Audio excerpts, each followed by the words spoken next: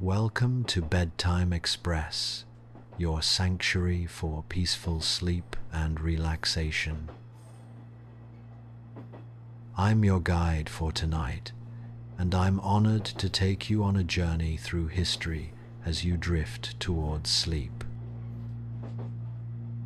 Before you fall asleep, please like this video, leave a comment about what you would like to watch as your next bedtime story, and subscribe to Bedtime Express for more immersive historical journeys and relaxing content. Your support helps us continue creating these peaceful, educational experiences.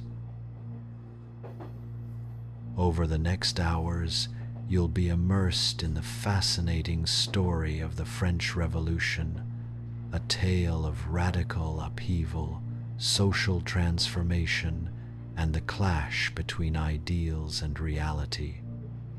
From the grandeur of Versailles to the storming of the Bastille, from the dawn of democratic ideals to the darkness of the terror, this is history as bedtime storytelling.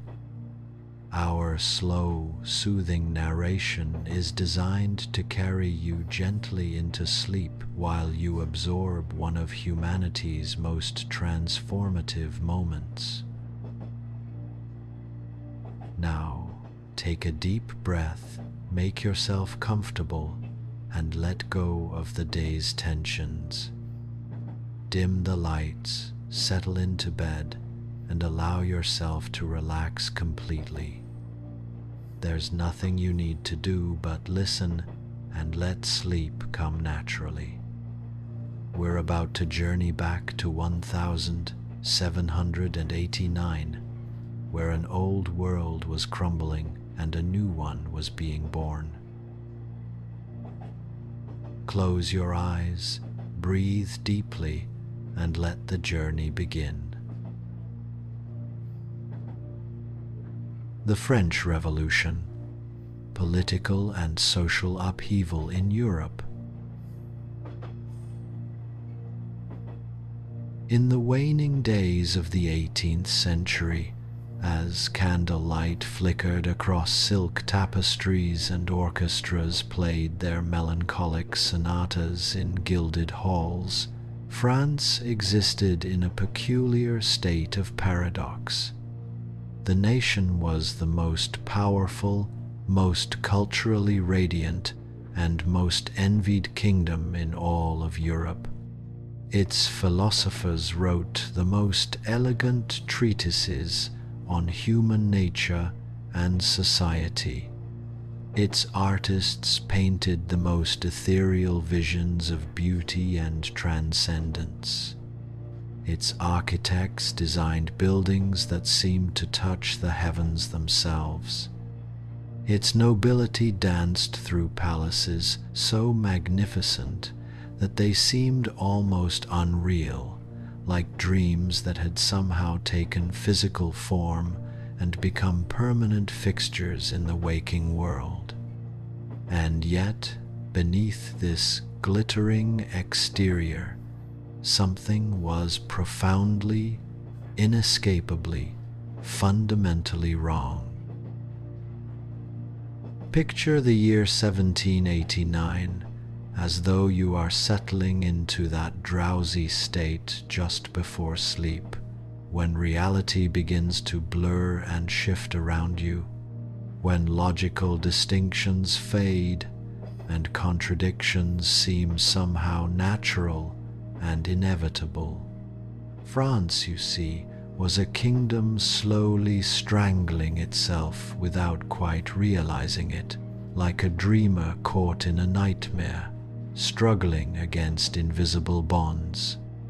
The treasury was empty, drained by centuries of wars, by the extravagant building projects of kings, by the lavish spending of the court at Versailles, by the slow seepage of resources like sand through loosely held fingers.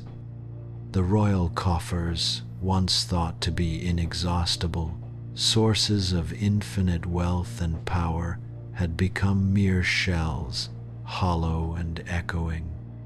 Financial ministers despaired at attempting to solve the kingdom's fiscal crisis, and each new scheme or tax seemed only to worsen the situation, like a patient growing sicker despite the doctor's best efforts.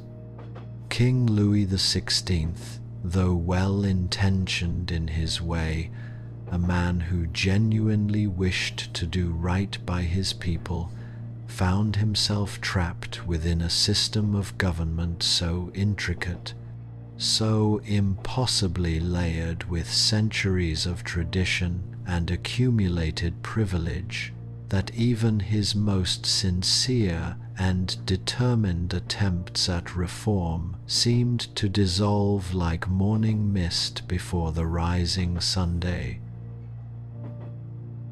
The structure of French governance was a labyrinth of contradictions and absurdities. Power was supposedly absolute in the king, yet in practice it was fragmented among numerous bodies and officials, each jealously guarding their ancient privileges and prerogatives. The nobility maintained vast judicial powers through their ownership of offices and through their provincial governorships.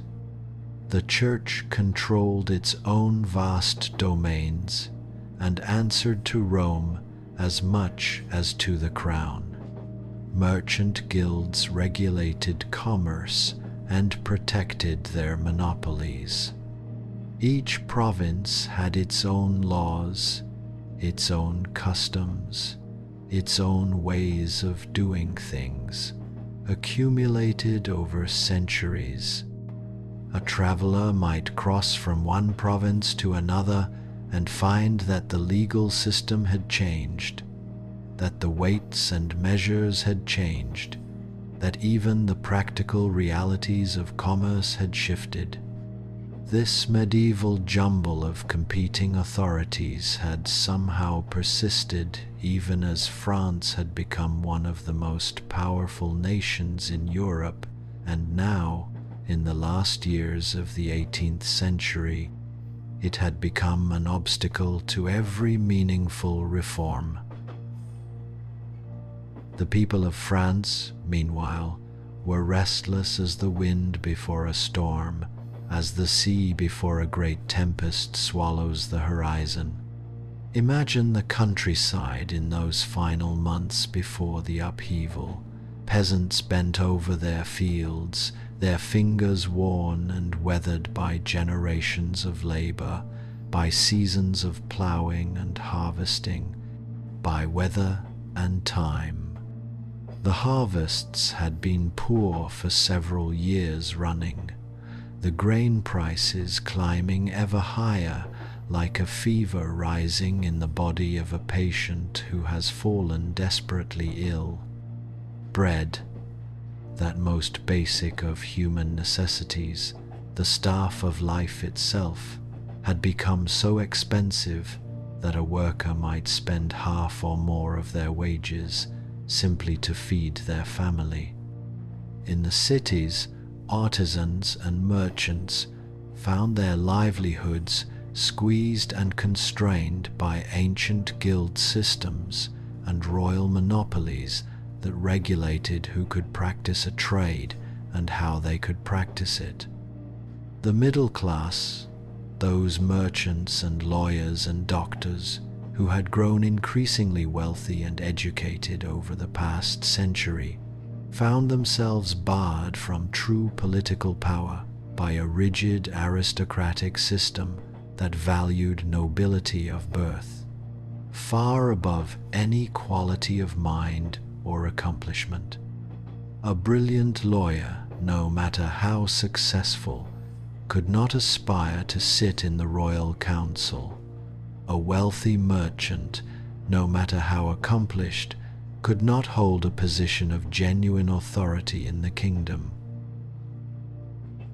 Consider, if you will, the frustration this created among educated, capable, ambitious people who had risen through talent and effort, but who found themselves forever excluded from the highest positions in society by an accident of birth. They had read the philosophers, understood the principles of reason and natural law, and they could see clearly that the system that excluded them was not based on any rational principle, but on ancient custom and entrenched privilege. This perception that the social order was fundamentally unjust, that it served no purpose except to perpetuate the power of those already in power, began to spread through educated circles like a contagion. The ideas seemed revolutionary precisely because they suggested that the world need not be as it had always been, that human society could be organized according to principles other than tradition and hierarchy. The nobility, meanwhile, clung to their privileges as a sleeper clings to a fading dream, unwilling to relinquish even the smallest portion of their ancient rights and prerogatives. They paid little tax, you see, while the commoners, the peasants, and the middle class bore the crushing weight of the kingdom's fiscal burden. This strange inversion, where those with the least ability to pay gave the most, and those with vast estates and wealth contributed almost nothing, had become so familiar to everyone that it seemed almost natural, like gravity itself, like an eternal law of nature rather than a human arrangement. Yet the injustice of it was beginning to gnaw at people's consciousness, like a persistent ache that finally demands attention that can no longer be ignored. Pamphlets circulated questioning why the nobility should be exempt from taxation. Discussions in coffee houses turned to the fundamental unfairness of a system where birth determined everything and merit counted for nothing. The church, too, owned vast lands and paid little tax, while charging tithes to the people. This accumulation of grievances, petty and serious, large and small, was building like pressure beneath the earth before an earthquake. The philosophers of the Age of Reason had been whispering their seductive ideas for decades, planting seeds in minds across the kingdom. In salons and coffee houses, in printed pages and private conversations, in books smuggled past the censors, a new vision of human society was being articulated. Thinkers like Jean-Jacques Rousseau had written about how legitimate government derived from a social contract, from the consent of the governed rather than from divine right. Voltaire had mocked religious superstition and aristocratic pretension with his brilliant wit and savage irony. Montesquieu had described a system of separated powers that would prevent any single authority from becoming tyrannical. These were not new ideas, they had been circulating in intellectual circles for decades, but they were becoming increasingly familiar to educated people of all classes. What if, these philosophers suggested, governments did not exist by divine right alone, anointed by God and answerable only to heaven? What if power derived from the consent of the governed, from a contract between rulers and ruled? What if humans possessed natural rights that could not be surrendered, even to a king rights to liberty, to property, to the pursuit of happiness itself? What if these rights were universal, possessed by all humans, simply by virtue of being human, not granted by monarchs but inherent and inalienable, is less than #0. 5 is greater than. These ideas, once safely confined to the realm of intellectual speculation, discussed only among educated elites, were beginning to seem shockingly reasonable, even inevitable, by the 1780 seconds. Imagine the books circulating through France at this time, copies of the philosopher's works being read in provincial towns, smuggled from hand to hand despite the censor's attempts to suppress them. Young people, educated in the schools and colleges of France, were absorbing these ideas, making them their own, beginning to see the world through this new lens that revealed the arbitrary and irrational nature of the existing order.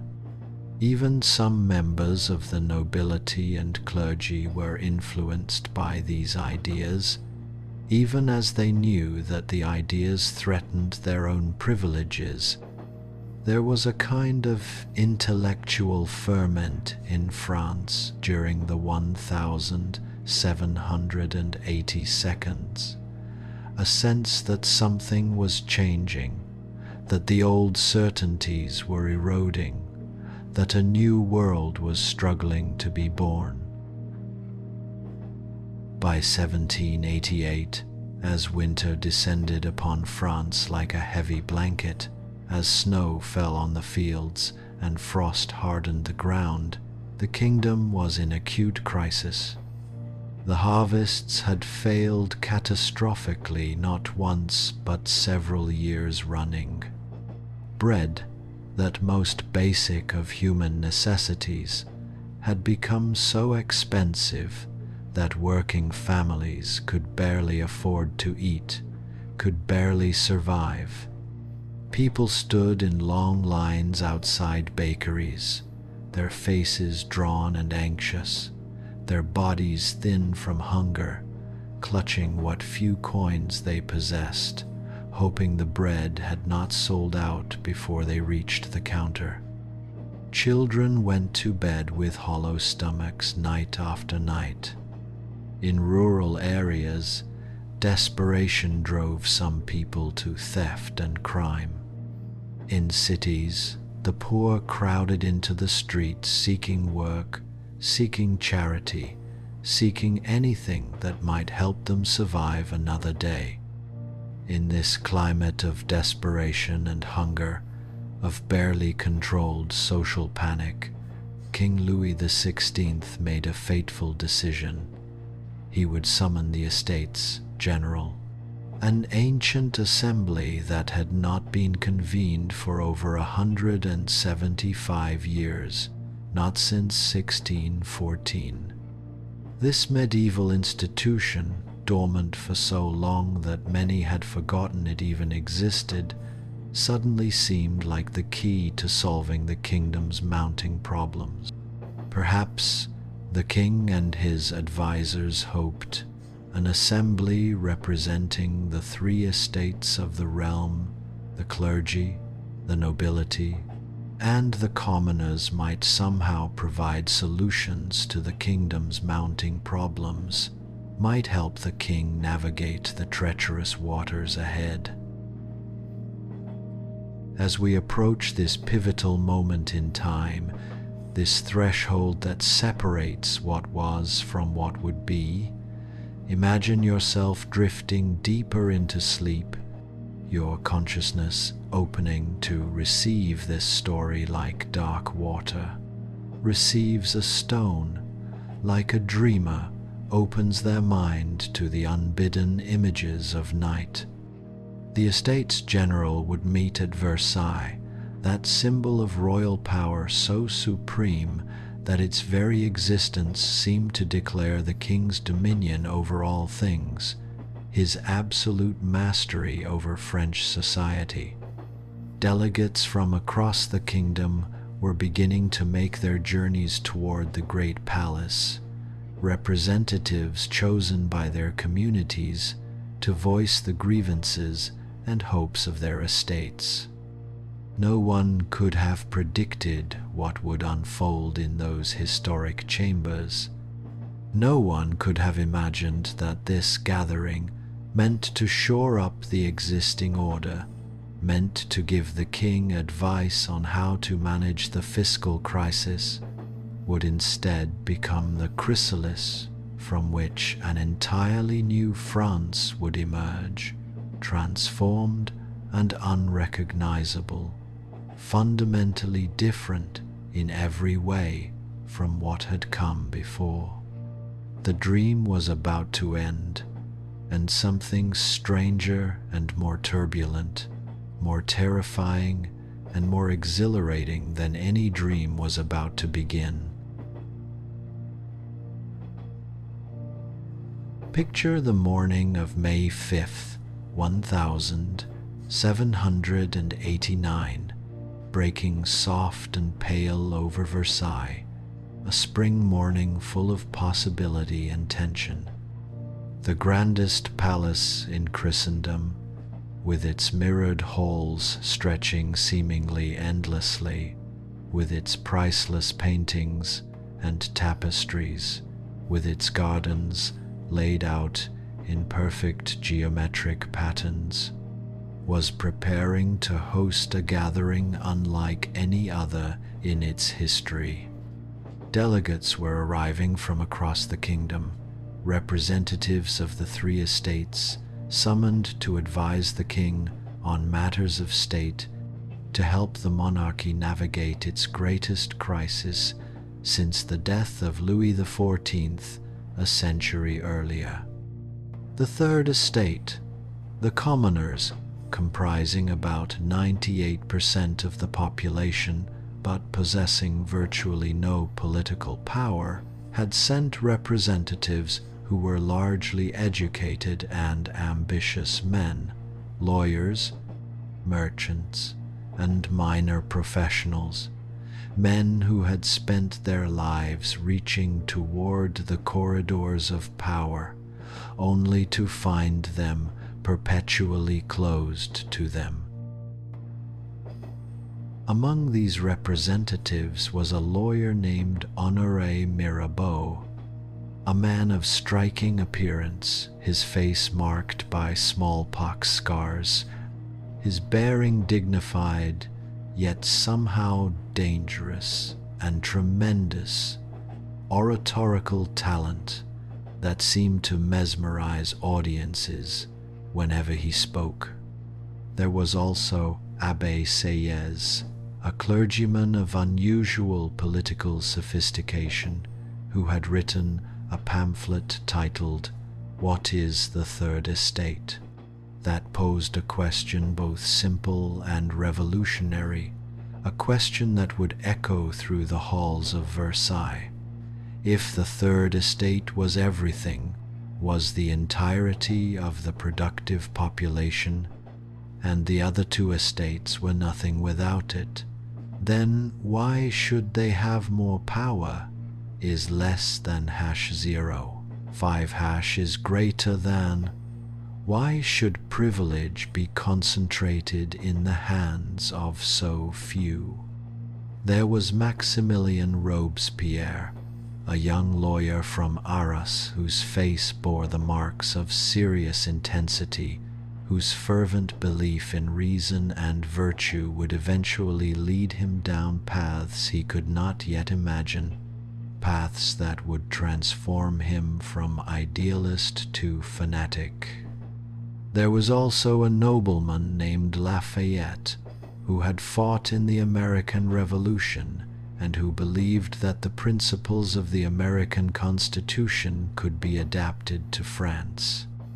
And there were hundreds of others, men arriving with hopes and grievances, with dreams of making their voices heard in the councils of power, with visions of transforming their nation.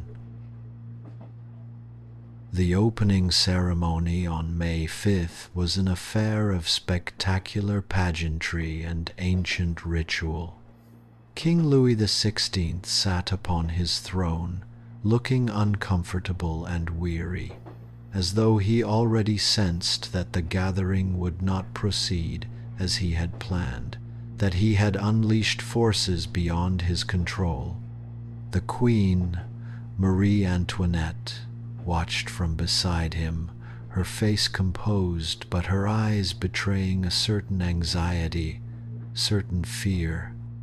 She had been born in Vienna, daughter of the Holy Roman Empress, and she had never fully been accepted by the French nobility, who viewed her as foreign, as a woman more loyal to Austrian interests than to France.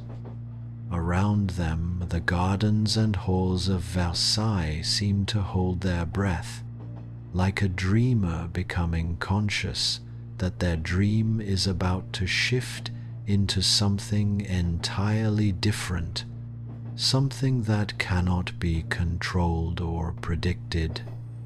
The air seemed thick with tension, almost electric. From the very beginning, tensions emerged like cracks in porcelain, hairline fractures that would eventually shatter the entire structure. The three estates were supposed to meet together, or at least that was the assumption, yet almost immediately a question arose that seemed almost procedural, almost technical, yet concealed within it an earthquake of political significance. How would voting work? Would each estate have one vote, maintaining the ancient procedure, as some argued was traditional?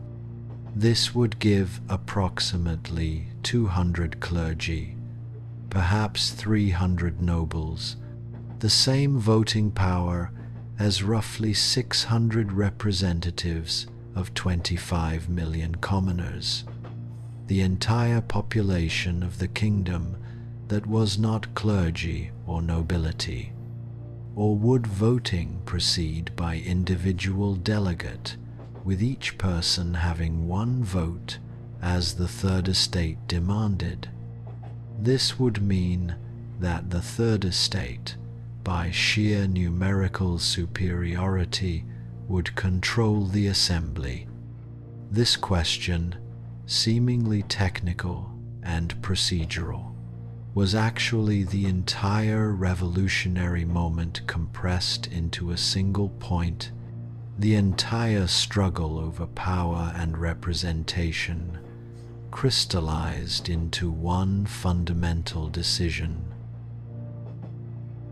The Third Estate delegates insisted on voting by head individual votes, where their numerical superiority would finally translate into actual power, where they could outvote the privileged estates combined. The nobility and clergy generally insisted on voting by estate, maintaining the ancient privileges of the privileged orders, preserving the system that had always favored them. When the king's government failed to resolve this question clearly, when attempts at compromise seemed designed to protect privilege rather than create genuine reform, when the king seemed unable to make a decisive decision, something shifted in the atmosphere of Versailles. The representatives of the Third Estate began to realize, as though waking from a long slumber, as though emerging from a fog, that they might not be here simply to advise the king so much as to challenge him, to demand a transformation of the political order itself. On June 17th, after weeks of stalemate and growing frustration, after repeated attempts at compromise had failed, After it became clear that the privileged estates would never voluntarily surrender their advantages, the Third Estate deputies made a declaration that echoed through the halls of Versailles like a bell rung for the first time in centuries, a sound that would reverberate through history.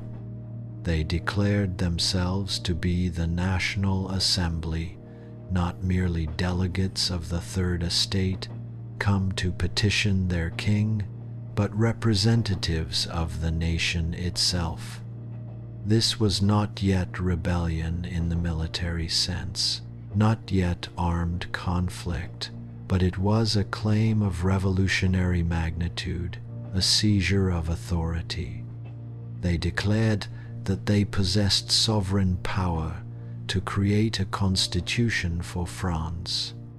They stated that they would not disperse, would not go home, would not abandon this claim until they had written a constitution that would transform the kingdom's governance, that would replace the accumulated chaos of medieval privilege with a rational, ordered system based on principles of justice and equality.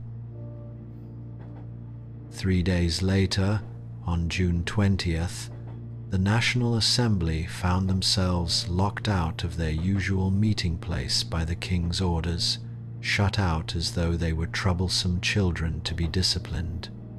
Rather than accepting this dismissal, rather than retreating or giving up their cause, they gathered in an indoor tennis court at Versailles, an indignity in itself.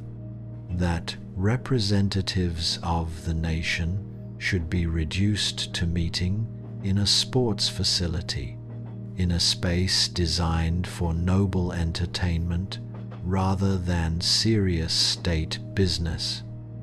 But in that tennis court, in that modest space, they swore an oath that became one of the most significant moments in French history, an oath that would be remembered for centuries, the tennis court oath.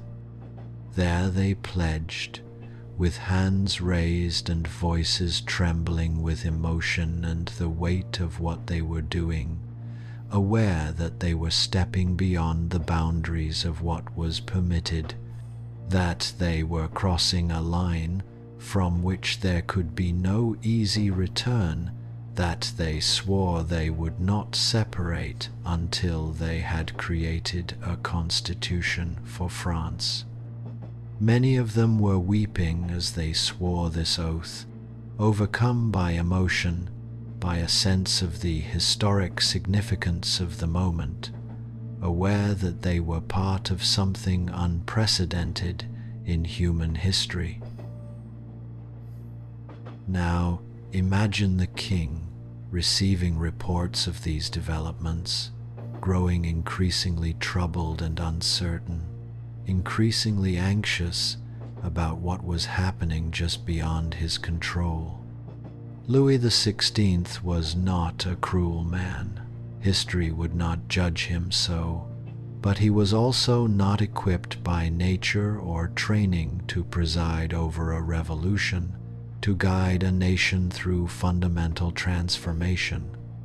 He had been educated to maintain the status quo, to preserve the ancient rights of the monarchy, to rule by divine right, not to reimagine the basis of political authority itself.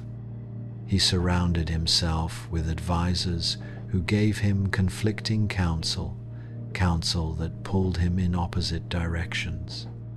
Some urged him to crush the assembly by force, to show that the royal will was supreme, that the king could not be challenged with impunity by mere commoners. Others counseled compromise and negotiation, fearing that military force might provoke a dangerous reaction. The king seemed to drift between these options, never fully committing to either, never making clear decisions that might have provided direction and leadership to the kingdom. And in this very drift, in this hesitation and ambivalence, lay a fatal weakness that would ultimately prove to be the death knell of the monarchy itself. By July, the situation had grown so tense, so fraught with possibility and danger, so charged with the potential for conflict, that the atmosphere in Versailles and Paris felt as though a window had been opened to a void, and no one could predict what might rush in, what forces might be unleashed. Then came the night of July 14th, 1789, a night that would be remembered and celebrated in France for centuries to come. In Paris, rumors had spread like wildfire through the streets, carried from mouth to mouth, growing and multiplying with each retelling. The king was bringing in troops to disperse the National Assembly by force, to crush the revolution before it could truly begin. Armed regiments from outside the city were marching toward the capital, cavalry and infantry, the visible instruments of royal will and power. The people of Paris, already hungry from poor harvests and high bread prices, already anxious about the future, already electrified by the events at Versailles and the possibility of fundamental change, believed they were facing an imminent military coup designed to undo all the hopes that had been kindled in the previous weeks. Whether this was accurate or not, whether the king actually intended such an action, became almost irrelevant. What mattered was what people believed, what they felt in the marrow of their bones, what they feared in their deepest hearts. The Parisians rose as one, spontaneously and without central coordination, acting on rage and fear and a sense that they must act or be destroyed. Crowds gathered in the streets, armed with whatever weapons they could find, pikes made from sharpened farm tools, stones and bricks, ancient firearms and muskets, anything that might serve in a fight. They moved through the city with a terrible purpose, searching for the military supplies they knew would be necessary if they were to defend themselves against royal troops.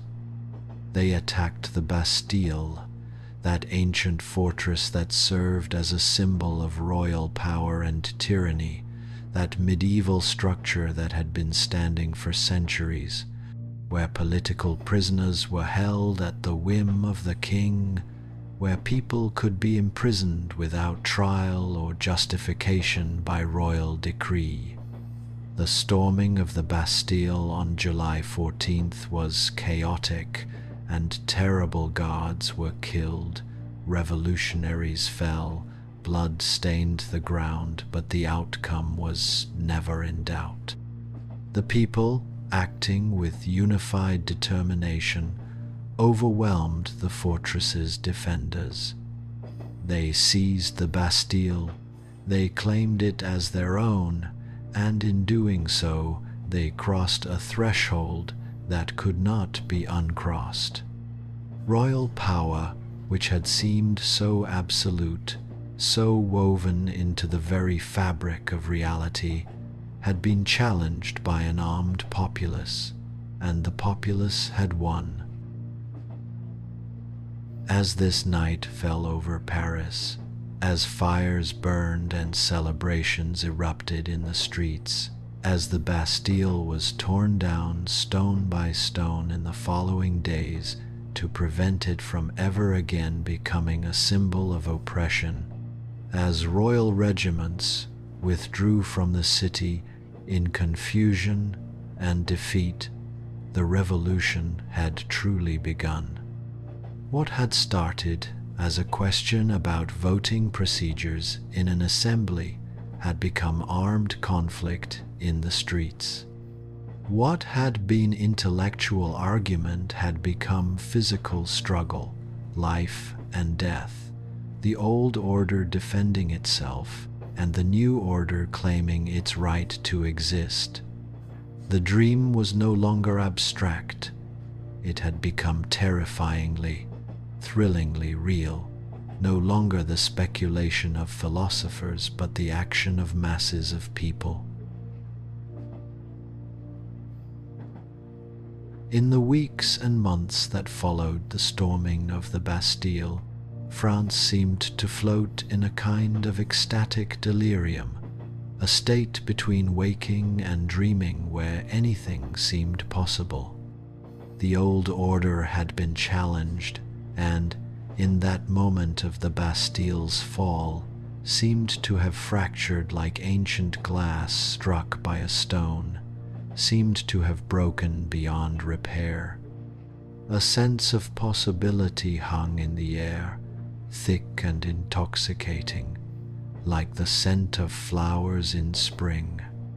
In this atmosphere of exhilaration and boundless hope, of belief that humanity could remake itself and its institutions according to reason and justice, the National Assembly set about the task of remaking France from its very foundations, of creating a new society based on new principles.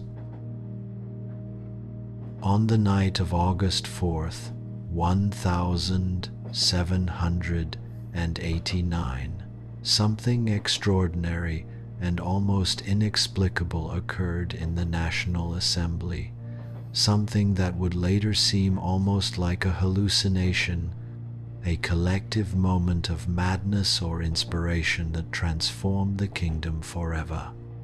As though seized by a kind of collective fervor, as though possessed by a spirit of universal sacrifice and renewal, the deputies agreed to abolish feudalism, that entire system of mutual obligations and hereditary privilege that had structured European society for 1,000 years. Imagine this moment. Centuries of accumulated privilege, of accumulated rights and dues and customs, of inherited power and station, unraveled in a single night of passionate debate and revolutionary fervor. The nobility, or at least a significant portion of them, moved by either conviction or the fear of mob violence or some complex mixture of both, renounced their feudal rights, their ancient privileges, their claims on the peasantry. The clergy gave up their special privileges, their exemptions from taxation, their ancient immunities. Seigneurial dues, those ancient payments that peasants were obligated to make to their lords, the very foundation of feudal authority, would be abolished, swept away as though they had never been. Guilds that had restricted commerce and protected monopolies would be dissolved. It was as though some fever had seized the assembly, compelling men to relinquish what their ancestors had spent centuries accumulating, what their families had defended jealously for generations. By morning, exhausted and perhaps slightly uncertain of what they had done, aware that they had fundamentally transformed French society in a single night, the deputies had abolished feudalism and created a new legal framework for French society. The implications of this abolition were staggering, even if they were not fully understood at the moment. Peasants who had been bound to the land and obligated to their lords, who had possessed almost no rights and virtually no freedom, were suddenly transformed into free citizens and landowners. Feudal relationships that had seemed eternal, woven into the very fabric of nature itself, disappeared in an instant.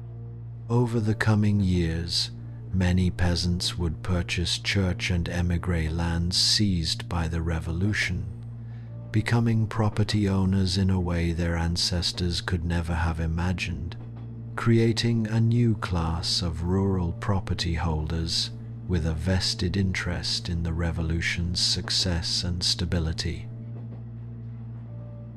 Soon after came another momentous declaration, the Declaration of the Rights of Man and of the Citizen, adopted in late August of 1789, a document that read like a prayer, like a manifesto, like a poem, a statement of principles that attempted to articulate the fundamental rights of humans simply by virtue of being human, independent of any government or authority.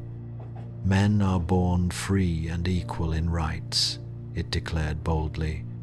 Liberty, property, security, and resistance to oppression are natural and inalienable rights.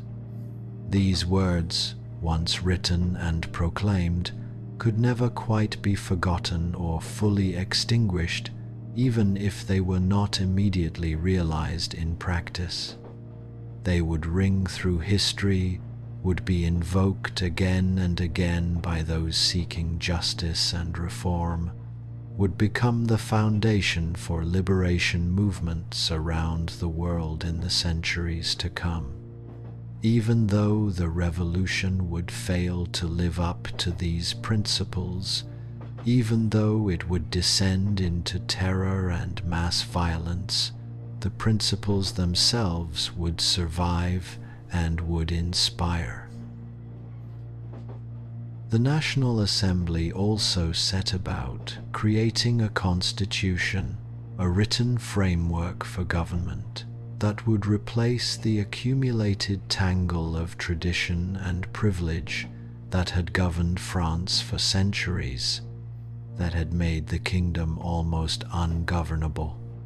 They envisioned a limited monarchy where the king would remain as a figurehead and executor of laws, but where real power would rest with a legislative assembly elected by the people, by the citizens of the nation. They created a system of local governments, replacing the ancient patchwork of provinces and jurisdictions with a rationalized grid of departments, each identical in structure and organization, each governed according to the same principles. Everything was to be rational, ordered, logical, a sharp contrast to the seemingly arbitrary complexities of the ancient regime, the old order that had grown up haphazardly over centuries. They created a legal system based on written laws rather than on accumulated custom and privilege, laws that would apply equally to all citizens regardless of birth or status. It was an extraordinary vision, an attempt to create a perfect society based on reason and justice rather than on accident of birth and accumulated tradition. But there were dark clouds gathering at the edges of this beautiful dream, even as it was being articulated in the Assembly's chambers.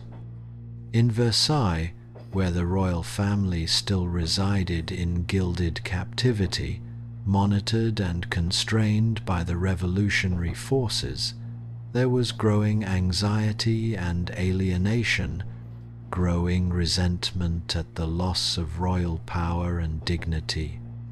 The king had not wanted any of this, had been dragged into it by circumstances he could not control, by forces that overwhelmed his will and his authority.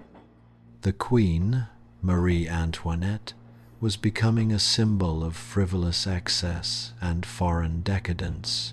She was Austrian by birth, a princess raised in Vienna, educated in the imperial court, and many French people harbored deep suspicions of her loyalties, feared that she might betray French interests to her Austrian homeland. She had been depicted in pamphlets and popular gossip as a woman of loose morals, as someone concerned only with her pleasures and vanities, as the embodiment of the old order's decadence. Whether these accusations were fair or not, they poisoned the atmosphere and made the Queen a target for revolutionary anger.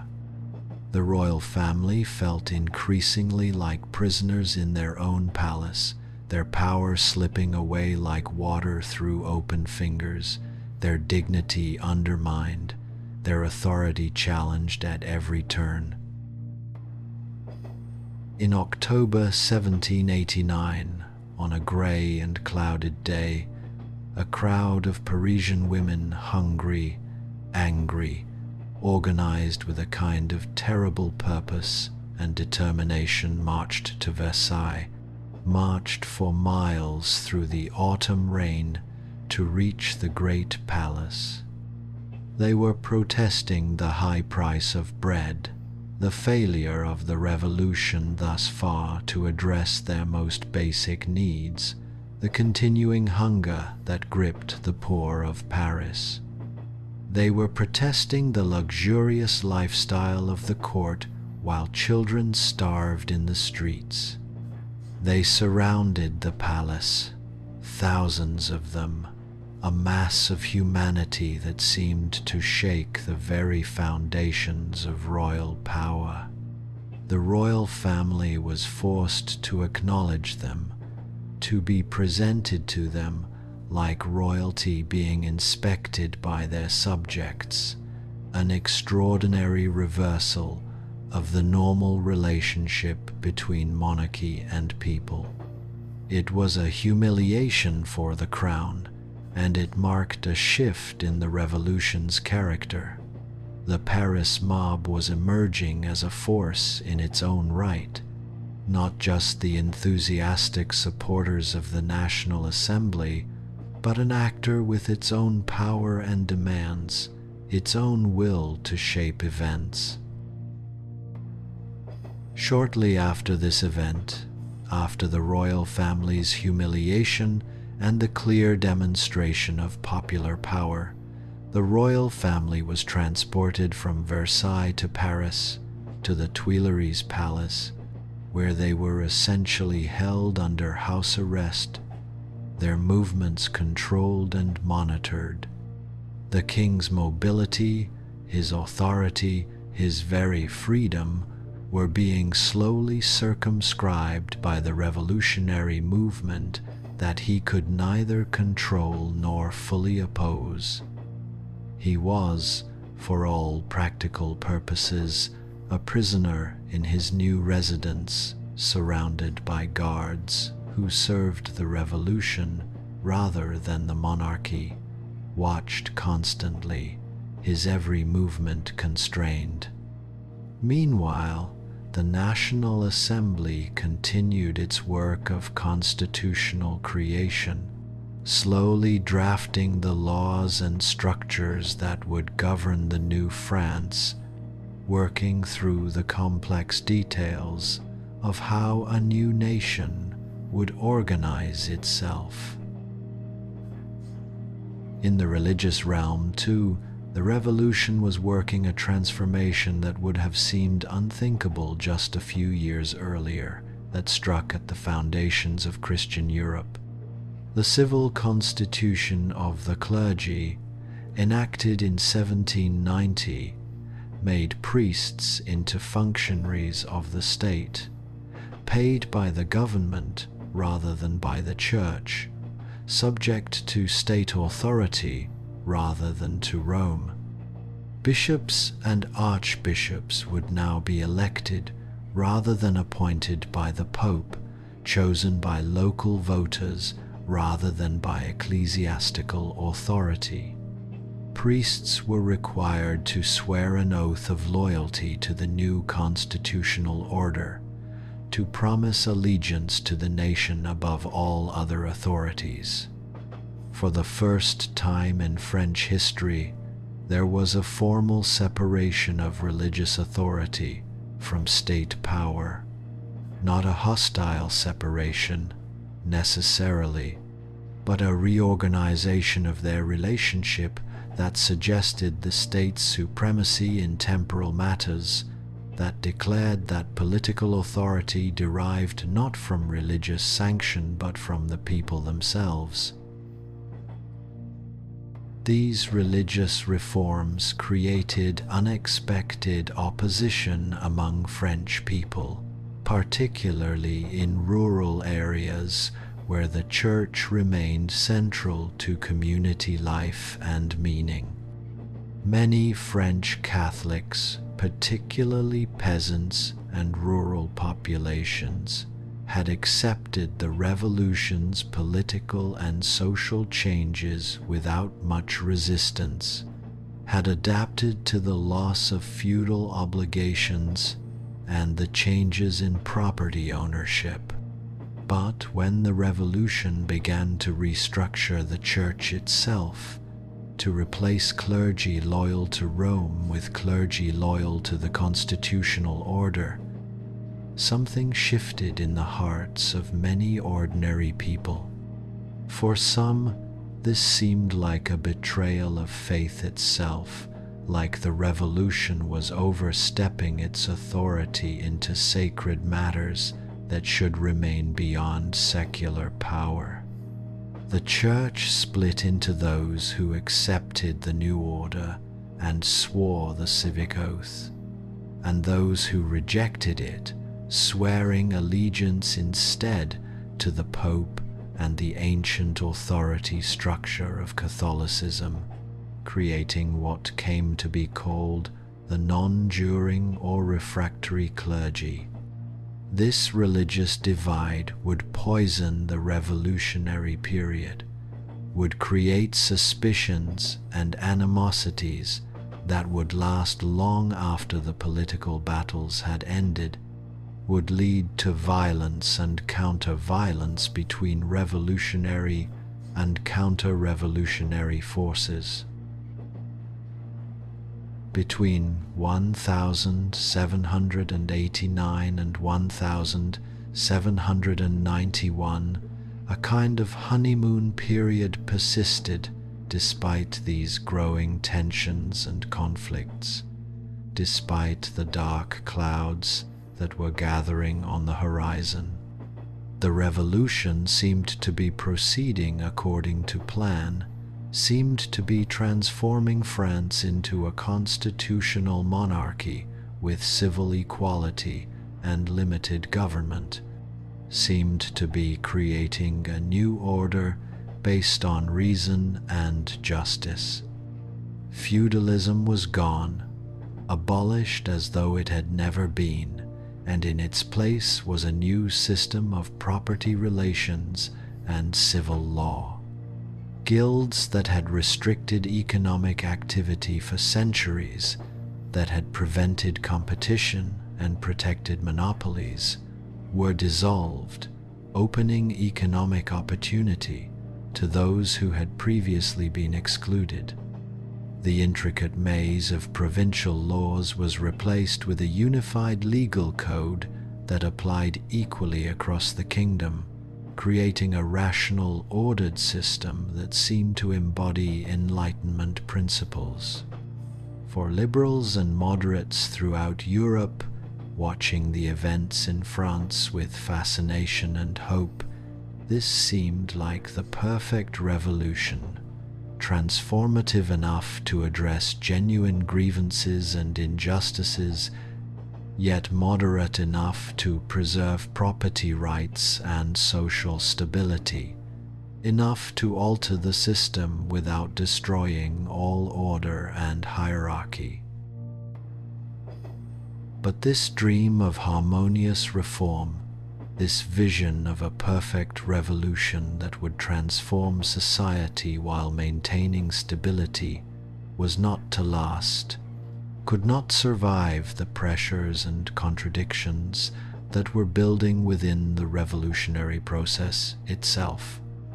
By 1791, it became clear that the revolution was moving into a different phase entirely, that a process of radicalization was underway that would not be stopped.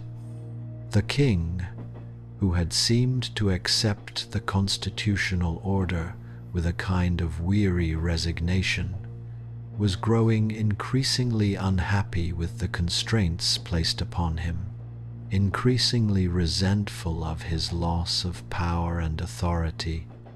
Royal advisors and émigré princes living abroad were whispering to him that the revolution had gone too far, that the king must regain his authority if the monarchy was to survive, that the only way forward lay in military action against the revolutionaries, perhaps with support from foreign armies. Monarchs in neighboring kingdoms, Austria, Prussia, Russia, and others were horrified by what was happening in France and were beginning to discuss military intervention to crush the revolution and restore the old order, to prevent the contagion of revolutionary ideas from spreading to their own domains. The revolution, it seemed, had enemies not just within France, but arrayed against it from without, from the surrounding monarchies that feared what France's example might inspire in their own populations. And then came the night of June 20th, 1791, a night that would shatter the remaining illusions of the moderate revolution, that would end the honeymoon period and usher in an era of crisis and conflict. The king and queen, no longer able to endure the restrictions placed upon them, feeling trapped and desperate, decided to flee, to escape the gilded cage of the Tuileries Palace and the surveillance of the revolutionary authorities. In secret, they arranged passage out of the palace, gathering loyal servants and making elaborate plans for their escape. They departed Paris in a berline, a heavy coach that rumbled through the night toward the eastern border, toward the royalist armies that awaited them, toward what they hoped would be liberation and vindication. They were heading for Montmédy, near the border with Belgium and the Austrian Netherlands, where loyal troops were stationed, where the king hoped to rally forces against the revolution, where he believed he could gather sufficient military strength to reverse the course of events and restore royal authority. The flight of the royal family was meant to be the moment when the tide turned, when the revolution was checked and reversed, when the old order would reassert itself and the experiment in popular sovereignty would be crushed. Instead, it would prove to be the moment when the dream became a nightmare, when the revolution crossed into a new and darker phase. Imagine the moment when the people of Paris learned that the king had fled. Imagine the shock that reverberated through the city like an earthquake, like a fundamental rupture in reality itself. The king had abandoned them, had abandoned France, had revealed his true feelings about the constitutional order he had nominally accepted, had shown that he never intended to genuinely work within the revolutionary framework. The revolution had been betrayed not by external enemies, but by the king himself, the very person who was supposed to be the symbol of national unity and the embodiment of the nation's will. Trust, that fragile foundation upon which the moderate revolution had been built, trust between the monarchy and the revolutionary authorities, collapsed in an instant, shattered like glass. The king's flight revealed that he viewed the revolutionaries as enemies rather than loyal subjects, that he intended to use force against the very people he was supposed to serve and protect. Fortunately for the revolutionaries, fortunately perhaps for France itself, the king's escape had been poorly planned and even more poorly executed, marred by the hesitations and uncertainties that had characterized the king's entire approach to the revolution. The heavy berline, laden with the royal family and their retinue, moved slowly through the night, and the king had been recognized in the small town of Varennes just hours into his flight, intercepted before he could reach the border and the safety of foreign territory. He was brought back to Paris, back to the Tuileries Palace, but he was now a prisoner in everything but name, a captive monarch whose authority had been fundamentally undermined. The revolution could no longer trust him. The king could no longer pretend to support the revolution with any credibility. A vast gulf had opened between the crown and the revolutionary leadership, a chasm that could not be bridged. In the months that followed, the character of the revolution began to shift, to darken, to acquire a harder edge, to become more aggressive and uncompromising in its methods and goals. The National Assembly, trying to maintain some semblance of order and legitimacy, trying to proceed with constitutional reforms despite the crisis, continued its work on the Constitution, but the atmosphere had become poisoned with mistrust and fear, with the sense that enemies surrounded the revolution from all sides.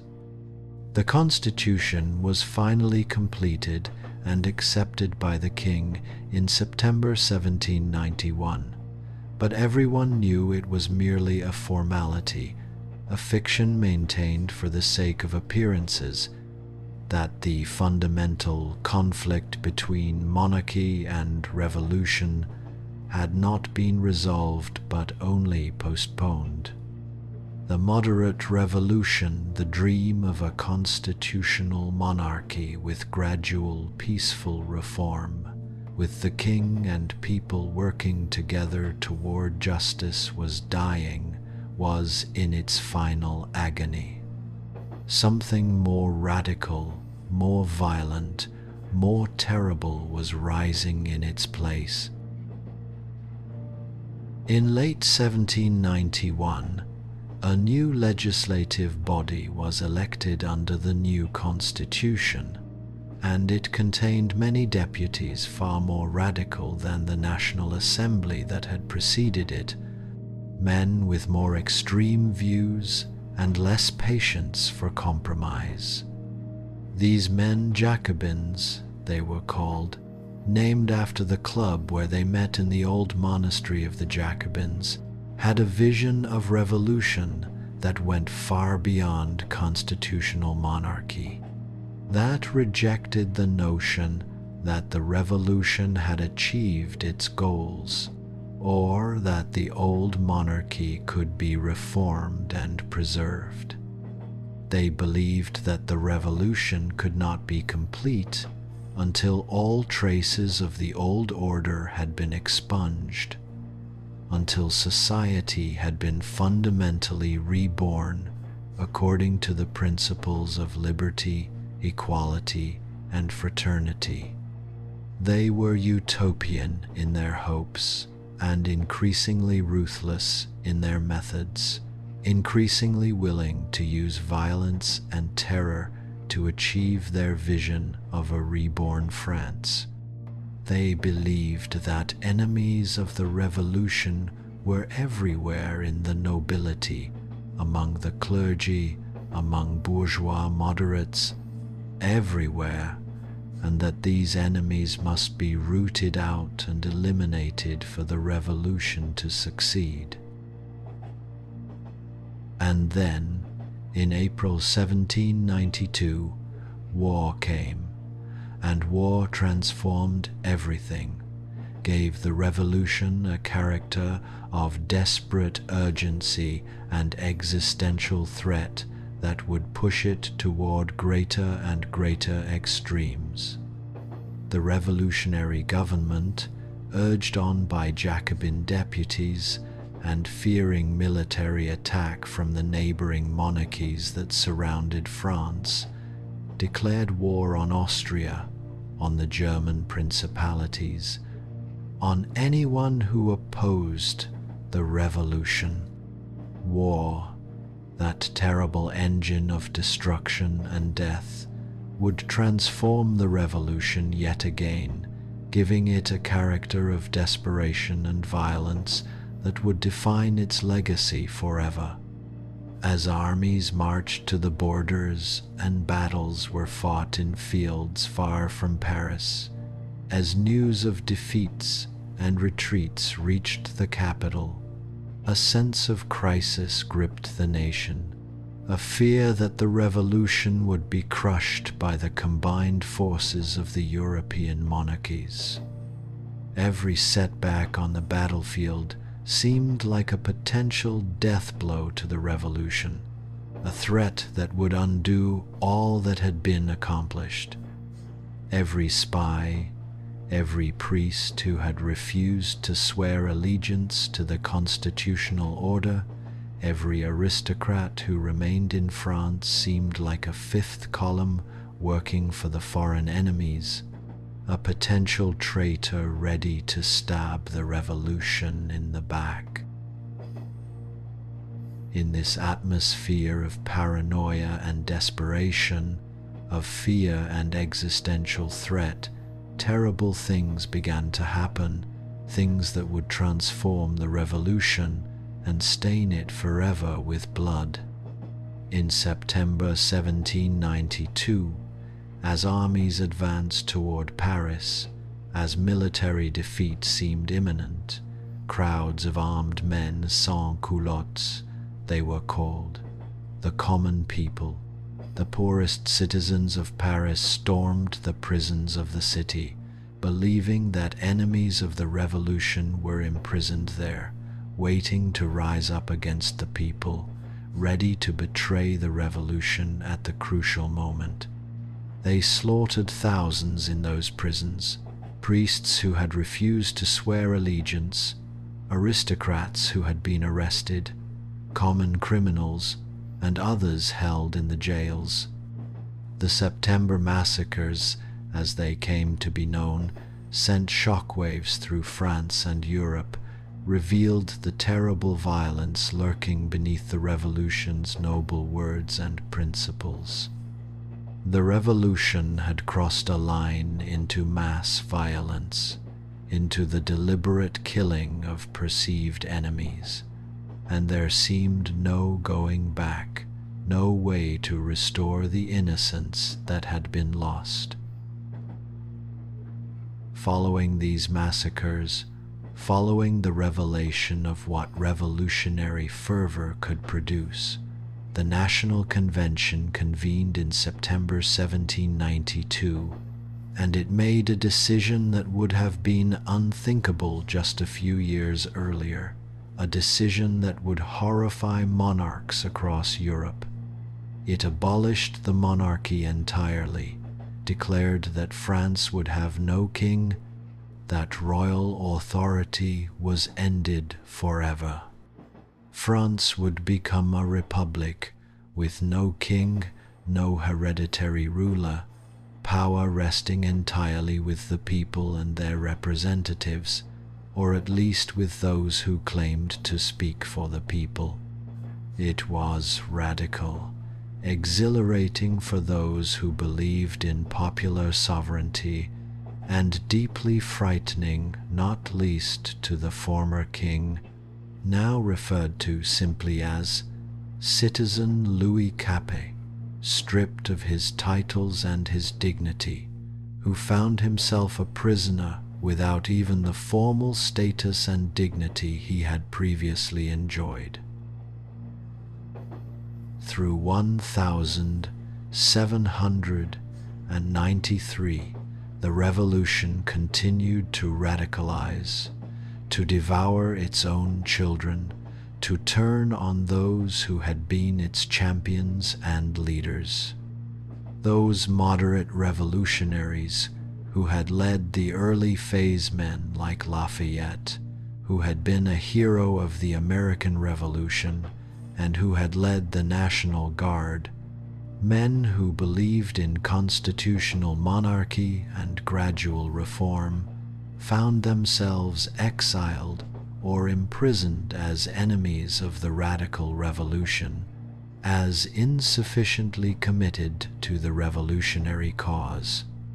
The revolution had developed an internal logic that seemed to propel it ever forward toward greater extremes, toward greater radicalization, a process that fed on itself and could not be stopped by any moderate voice or cautionary counsel. Any suggestion that the revolution had gone far enough, any attempt to moderate its course, any proposal to slow down the pace of change, was met with accusations of betrayal, of counter-revolutionary conspiracy, of being an enemy of the people. And then came the trial and execution of King Louis XVI in January 1793, an event that would be remembered for centuries and that would traumatize the conservative monarchies of Europe, causing them to unite in determined opposition to the revolution. He was charged with treason against the nation, with plotting with foreign powers against France, with conspiring to betray his own country to enemies abroad. The trial was a spectacle of revolutionary justice, theatrical, passionate, urgent, and utterly devoid of anything recognizable as fair trial procedure, as justice in any traditional sense.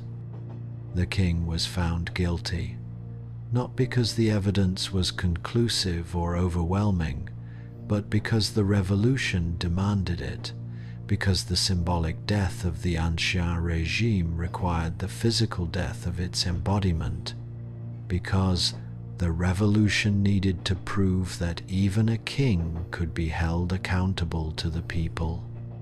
On January 21st, 1793, on a winter morning grey with cold and damp, King Louis XVI was taken to the Place de la Révolution, placed upon a scaffold, and his head was severed by the guillotine, that terrible machine that would become the symbol of the terror.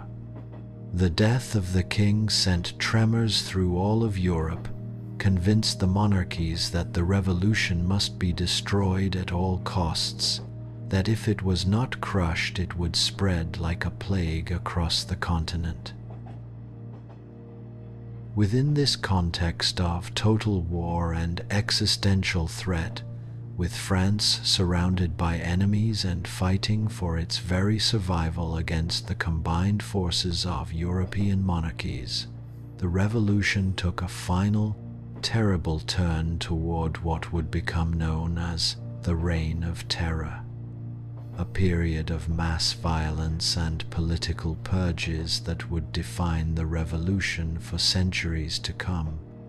In July 1793, a Committee of Public Safety was established, a small group of revolutionary leaders empowered to govern France according to emergency decree during this time of crisis. Given authority to act without consultation or democratic procedure, given the power to decide matters of life and death. The most influential member of this committee was Maximilien Robespierre, the young lawyer from Arras who had been present at the tennis court oath back in 1789, when the revolution seemed filled with hope and possibility, when people believed it would transform the world according to reason and justice. Robespierre believed passionately in the revolution's goals, in virtue, in the perfectibility of human society through proper governance and purification of the corrupting influences that had poisoned old society. He also believed, with increasing intensity as the terror progressed, that the revolution faced enemies everywhere, traitors within the convention itself, aristocratic conspirators hiding in the countryside, wealthy merchants more interested in profit than patriotism, foreign spies and saboteurs infiltrated into French society. The logic of the terror derived from this belief. If enemies were everywhere, if they could strike at any moment, then revolutionary justice must be swift, certain, and inexorable, must eliminate enemies before they could do harm to the revolution. The guillotine, which had been invented as a supposedly humane method of execution compared to previous forms of capital punishment, became the symbol and instrument of the terror, the machine that embodied the revolution's capacity for organized violence.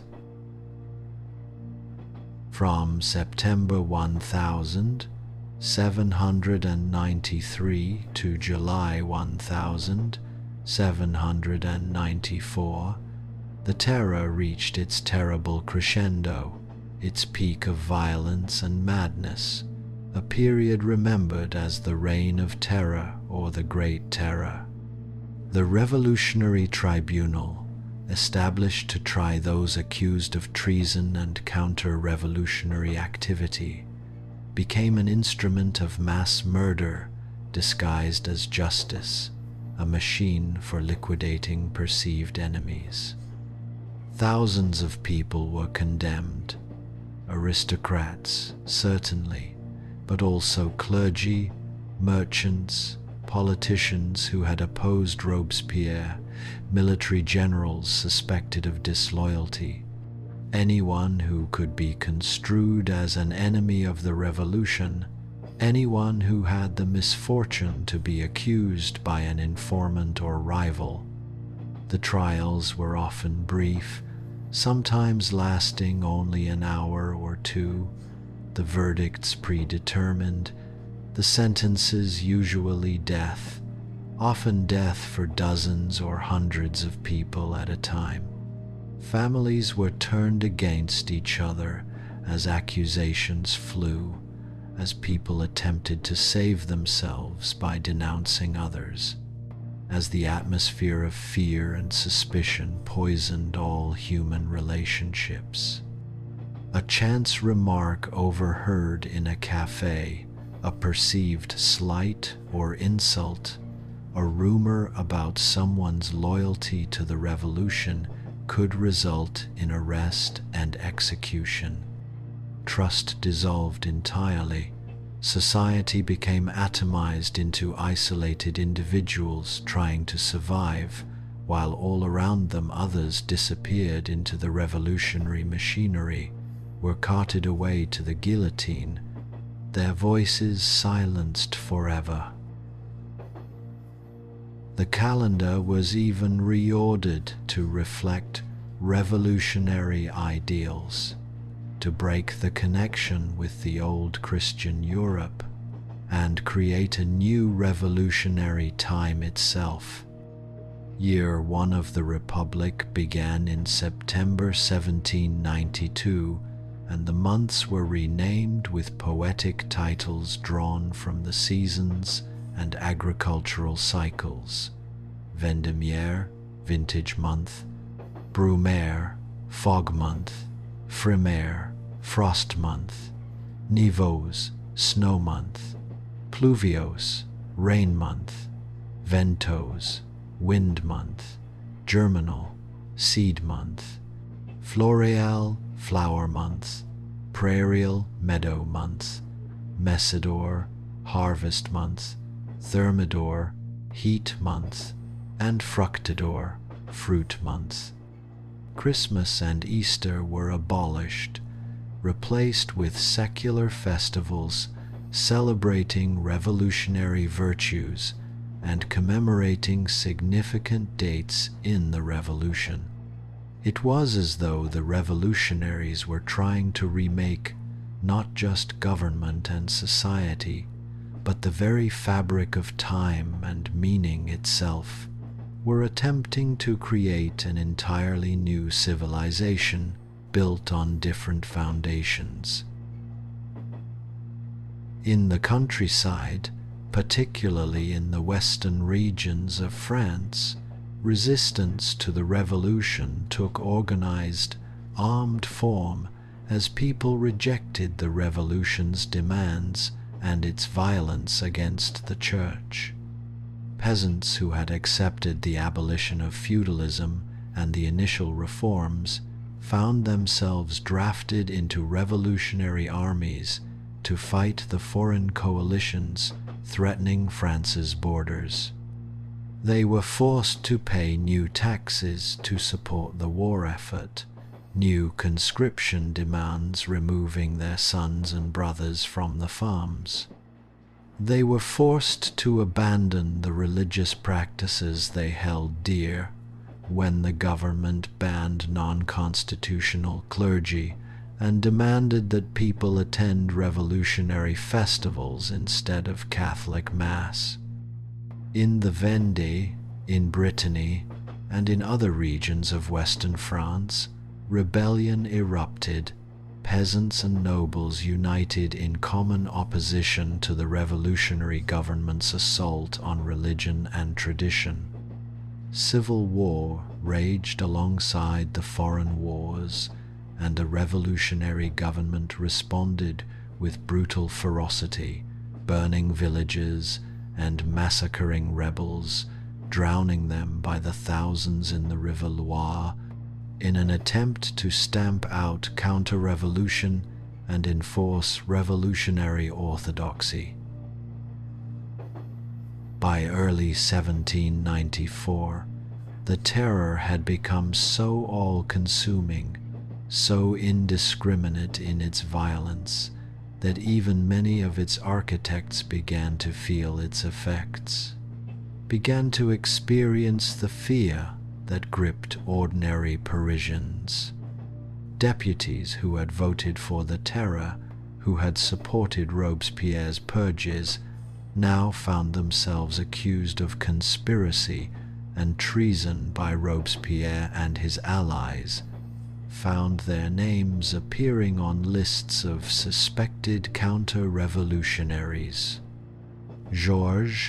Jacques Danton, a deputy who had been close to power in earlier phases of the revolution but who had suggested that perhaps the terror had gone far enough, that the revolution was consuming itself, was arrested, tried in a theatrical trial designed to humiliate him, and executed.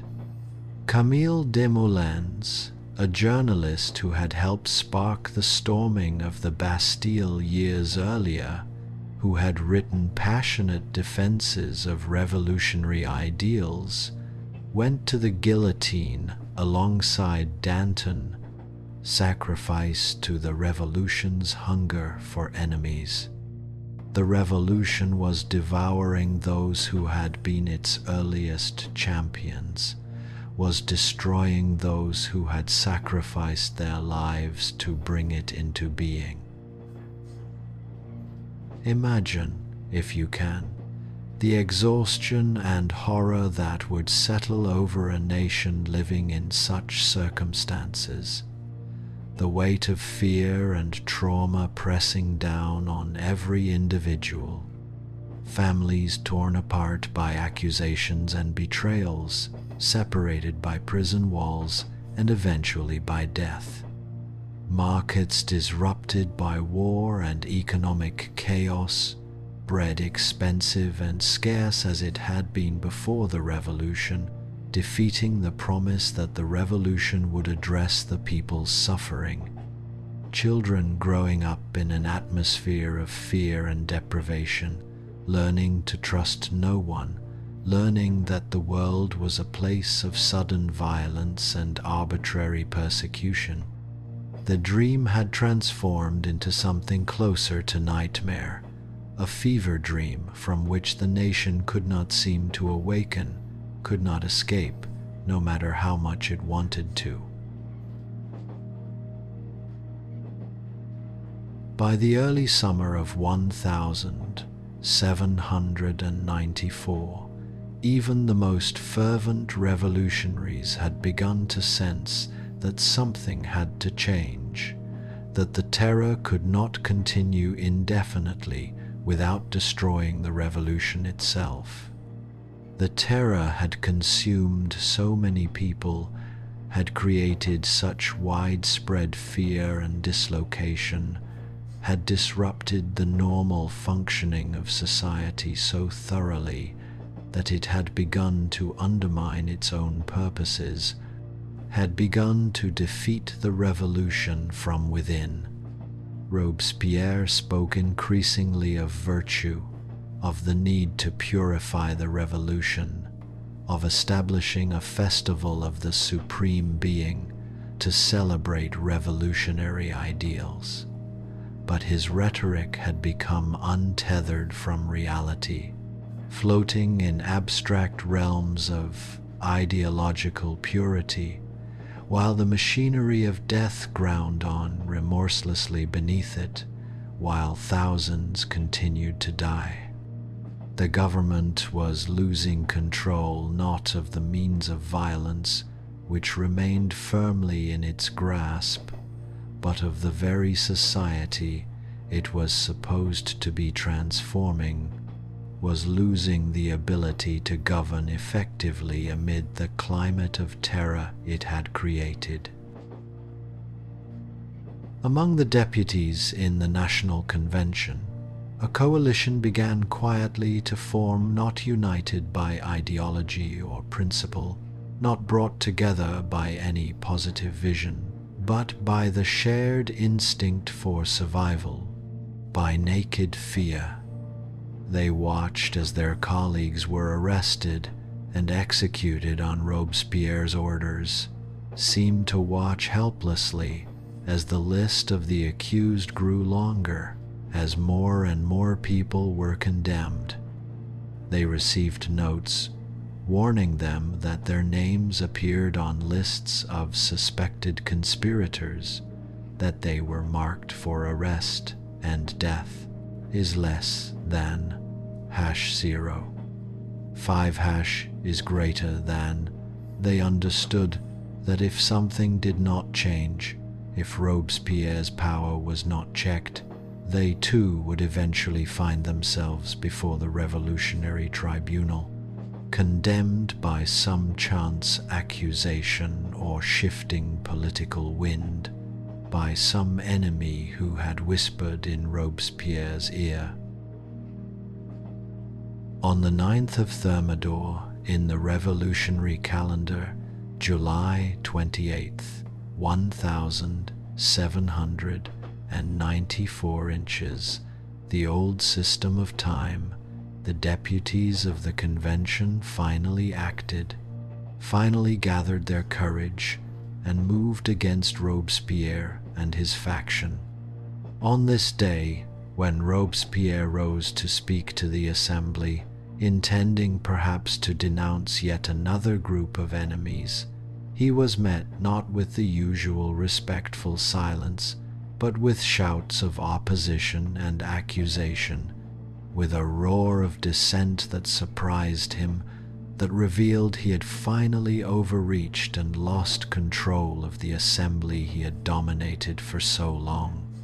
His enemies, suddenly emboldened now that they realized they were not alone in their doubts, now that they saw others willing to resist him, began to accuse him of tyranny, of betraying revolutionary principles, of becoming a dictator, of pursuing a personal agenda rather than serving the people's interest. The deputies voted to arrest him and his close associates, voted to end his reign of terror with the same instruments of power he had used so ruthlessly against others.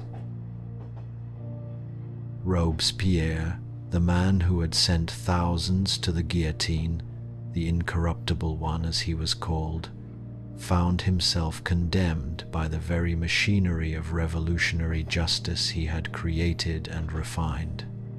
That night, as his guards were closing in on him, aware that he had fallen from power and would now face trial and execution, Robespierre tried to shoot himself but only wounded his jaw, inflicted a wound that would prevent him from speaking in his own defense.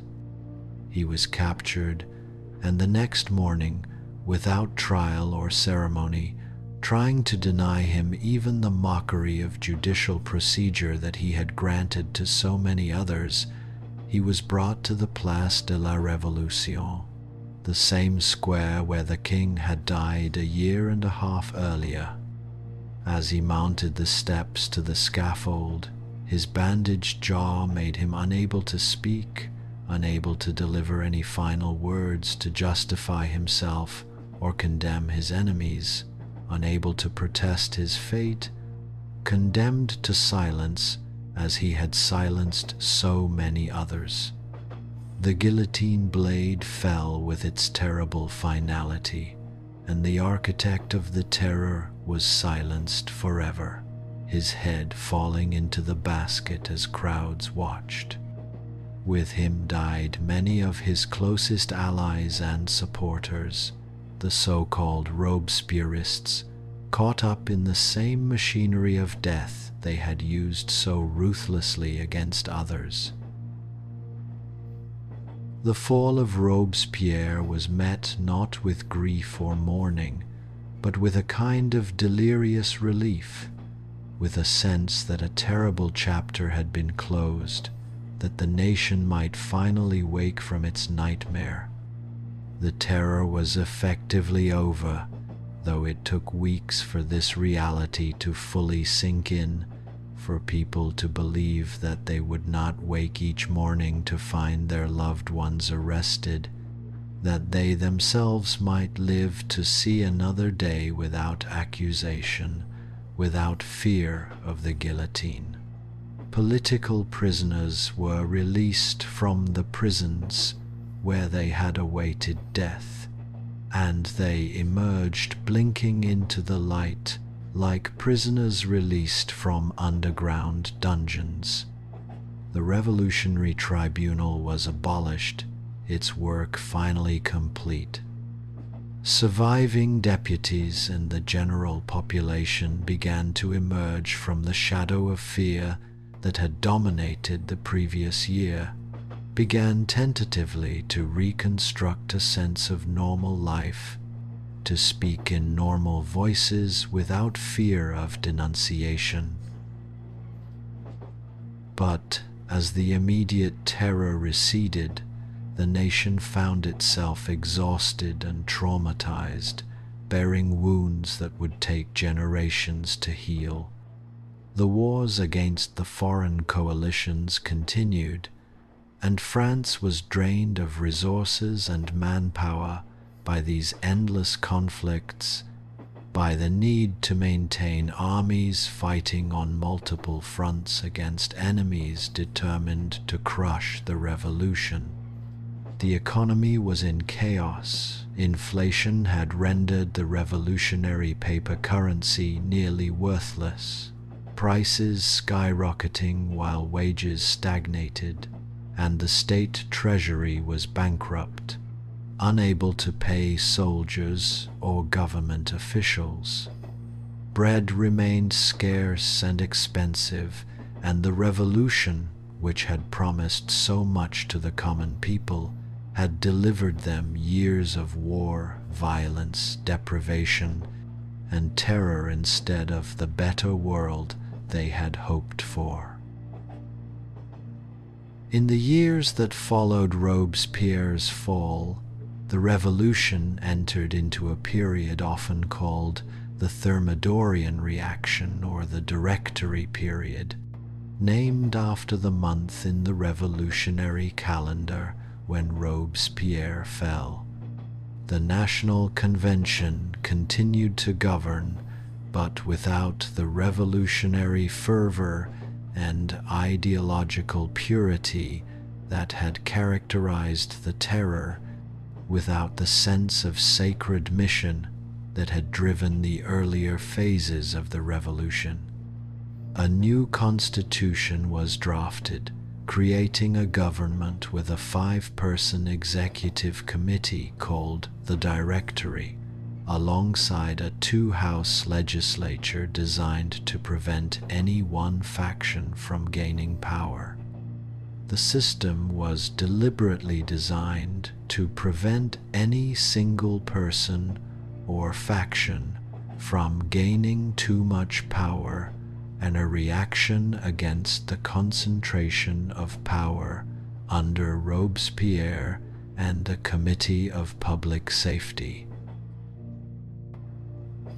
But the Directory government was weak and ineffectual, plagued by corruption and intrigue, unable to solve the fundamental problems facing the nation. It faced challenges from multiple directions: royalists who wanted to restore the monarchy and the old order, radical republicans who felt the revolution had not gone far enough, counter-revolutionaries who actively worked to overthrow the revolutionary government, and ordinary citizens who were simply exhausted by constant upheaval and yearned for peace and stability. The government lurched from one crisis to another, holding on to power more through luck and the divisions of its enemies than through any clear popular mandate or administrative competence, more through repression of its enemies than through any positive vision or accomplishment. Elections were disputed and sometimes voided when they produced unwanted results, and the government often ruled by emergency decree rather than through legitimate legal procedures. The government had lost the revolutionary energy that had sustained it for so long, the sense that it represented the people and their aspirations, but it had not yet been replaced by any stable alternative. On the international front, however, there was one bright spot for France: military success through the genius of its generals. A young general named Napoleon Bonaparte had proven himself brilliantly successful in campaign after campaign, demonstrated tactical genius and strategic brilliance that won victories where others had failed. In 1796 and 1797, he had led the Italian campaign, defeating the Austrians in a series of brilliant battles and forcing them to make peace, bringing military glory to France and enhancing his own reputation immensely among the French people. He had then led campaigns in Egypt and the Middle East, bringing more military glory and further enhancing his reputation as the one man who could truly lead France to victory against its enemies. As the Directory floundered and failed, as ordinary life remained dislocated and difficult, as people yearned for stability and strong leadership, people began to look to this general as a potential savior, someone who could bring order out of chaos, victory out of defeat, stability out of the turbulent years of revolution and terror. In the provinces, a strange kind of normalcy was gradually reasserting itself, even as the political situation remained unstable. The vast transformation of property during the revolution, the selling of church lands to raise money for the state, the confiscation and redistribution of émigré estates to reward revolutionary supporters, had created a new class of property owners who had an interest in stability and order, who feared that a restoration of the old monarchy would mean the loss of their newly acquired property. Middle-class professionals and merchants who had benefited from the abolition of feudalism and the opening up of opportunities for advancement based on talent rather than birth, also generally preferred peace and stability to continued upheaval, preferred a society governed by laws rather than ruled by terror. Peasants, no longer feudal subjects bound to the land and obligated to work for their lords, had become independent farmers with their own land, a transformation that would prove far more durable than many of the revolution's more ideological innovations would survive even the restoration of the monarchy. The cultural and intellectual legacy of the revolution was also becoming clearer as the immediate chaos receded and people could reflect on what had been accomplished. The principles enshrined in the Declaration of the Rights of Man and Citizen, that humans possessed inalienable rights, that government derived its authority from the consent of the governed, that liberty and equality were fundamental values that could not be violated. These ideas had been articulated clearly and forcefully, had been written down and proclaimed to the world, and they could not be forgotten or fully extinguished. They would echo through the 19th century and beyond, inspiring reform movements, and revolutionaries across Europe and around the world would become touchstones for those seeking to justify change and transformation. Even though the French Revolution had descended into terror and mass violence, even though many of its specific institutions had proven unworkable or had been corrupted by zealotry, the underlying principles it had championed would prove far more enduring, far more powerful than the temporary structures and institutions created in the name of those principles. The legal reforms of the revolution also proved to have lasting impact that would survive the political changes of later years. The abolition of feudalism meant that a new legal system was needed to govern relationships between landlords and tenants, between employers and workers, between buyers and sellers, Relationships that had previously been governed by feudal custom and obligation. This led to the creation of new legal codes, most importantly the Napoleonic Code, which would eventually be adopted not just in France but across Europe and even in regions influenced by French law through colonization, would serve as a model for legal systems across the world. These codes established principles of legal equality, of rational organization, of property rights, principles that differed fundamentally from the confused jumble of feudal and customary laws that had preceded them, that represented an enormous advance in legal rationality and clarity. The end of religious privilege, though it had created conflict and division, also established a new relationship between the state and religion that would become increasingly common across Europe, that would eventually be accepted as normal and natural. The idea that the state was a secular entity, governing according to rational principles rather than religious doctrine, that ultimate authority derived from the people rather than from religious sanction, was revolutionary in its time, shocking to traditional sensibilities.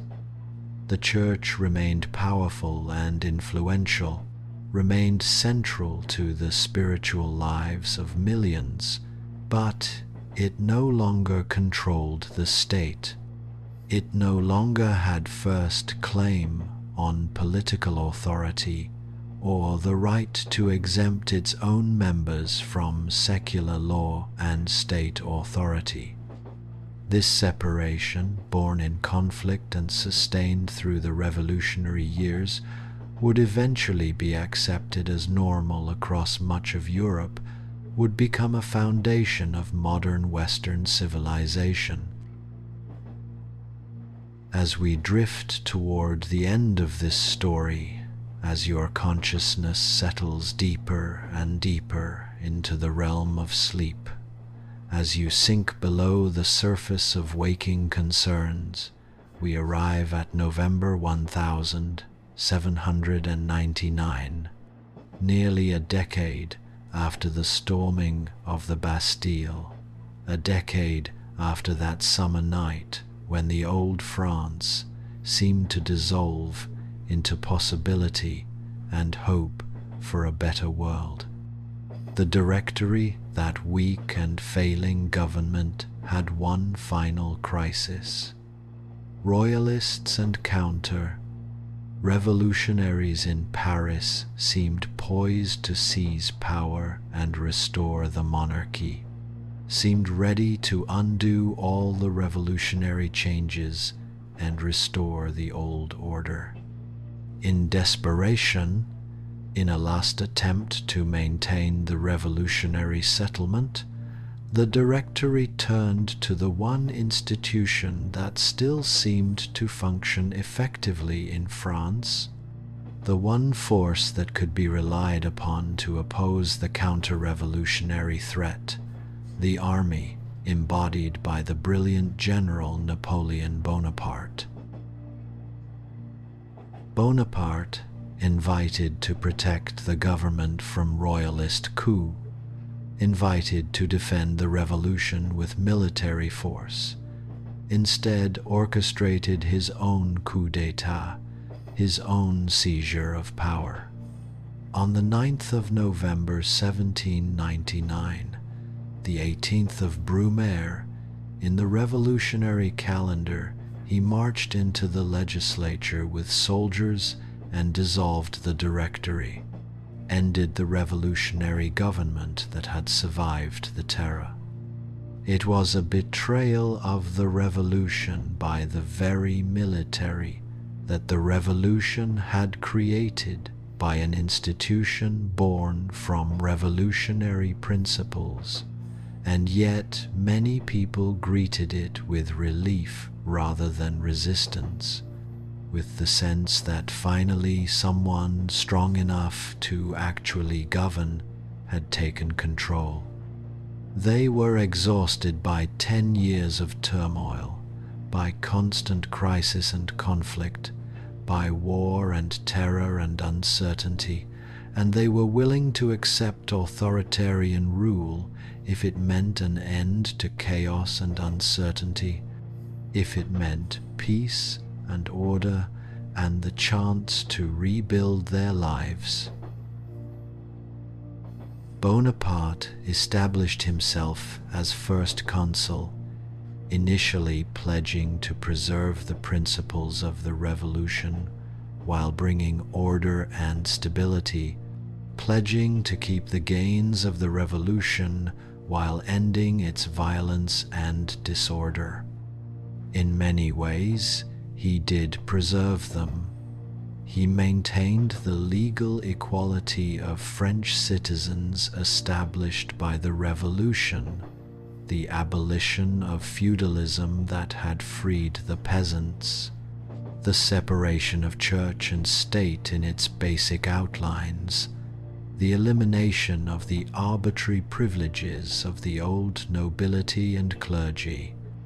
But he also gradually accumulated power, slowly and methodically expanding his authority, transforming himself from first consul into consul for life and eventually into emperor of the French, crowning himself in a ceremony that seemed to mock the revolution's anti-monarchical ideals.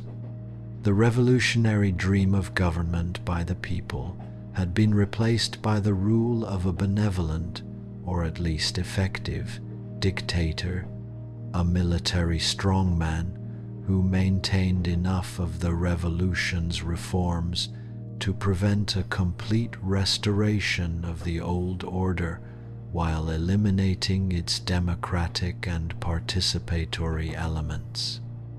The revolution had devoured its own ideals, even as it had implanted them so deeply in European consciousness that they could never quite be forgotten or fully extinguished.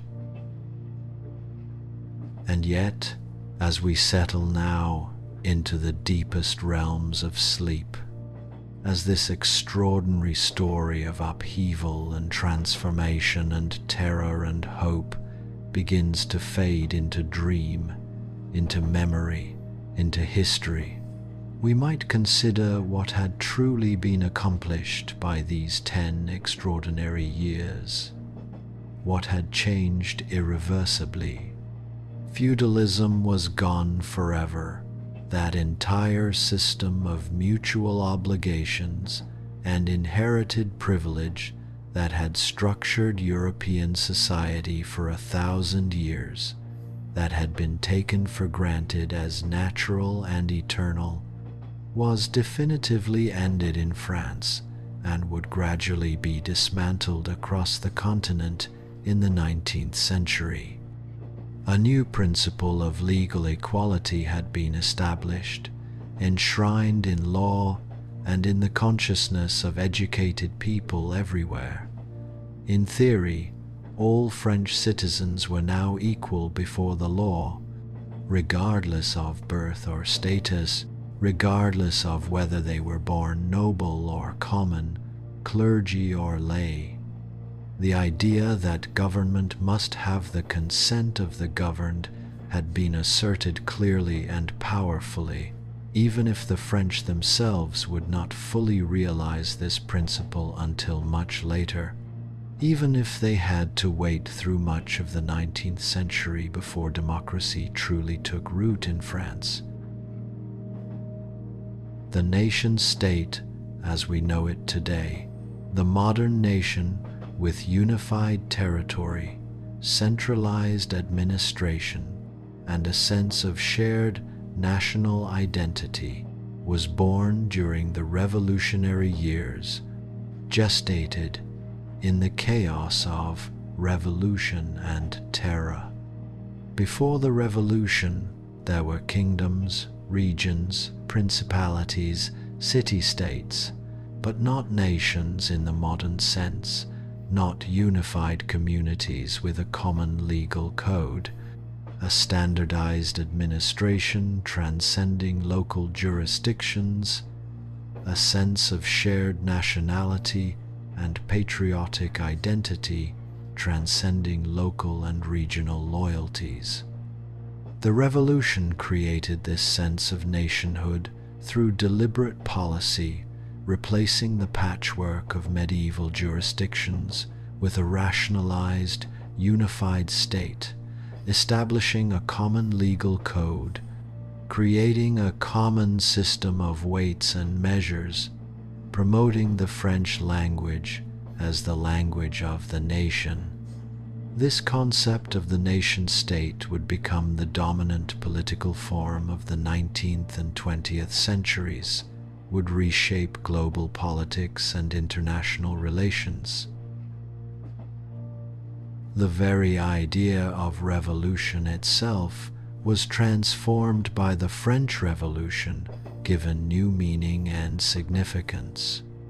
Before 1789, revolutions were generally understood as temporary upheavals, after which society would return to some previous equilibrium, as disturbances to be overcome and remedied, as aberrations from which one recovered.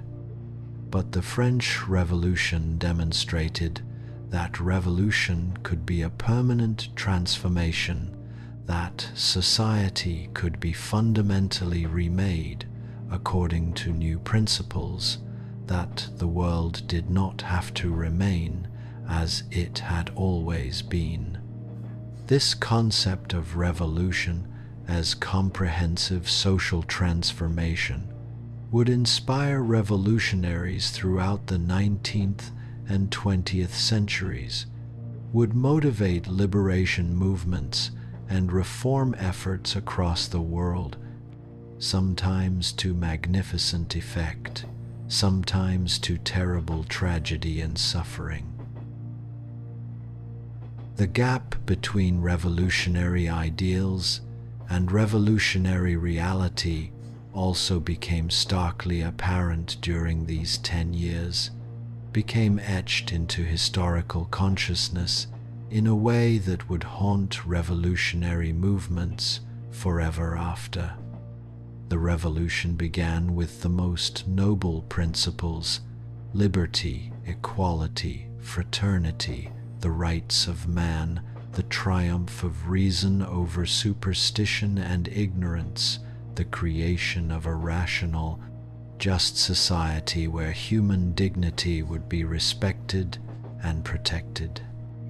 Yet it descended into mass violence, into terror, into the persecution of those who disagreed with the revolutionary government, into the killing of innocents and the creation of an atmosphere of fear and suspicion so pervasive that even the revolutionaries themselves became victims of their own machinery. This tragic irony that the revolution undertaken in the name of human rights had perpetrated such extensive violations of those rights, that the quest for freedom had created totalitarian control, would haunt revolutionary movements for centuries to come, would create an ongoing debate about whether the goals of radical social transformation could justify the terrible means used to achieve them, about the relationship between ideals and practice, between revolutionary theory and revolutionary reality. For Europe beyond France, the revolution was equally transformative, though in different ways, shaping the continent's political future for the next century.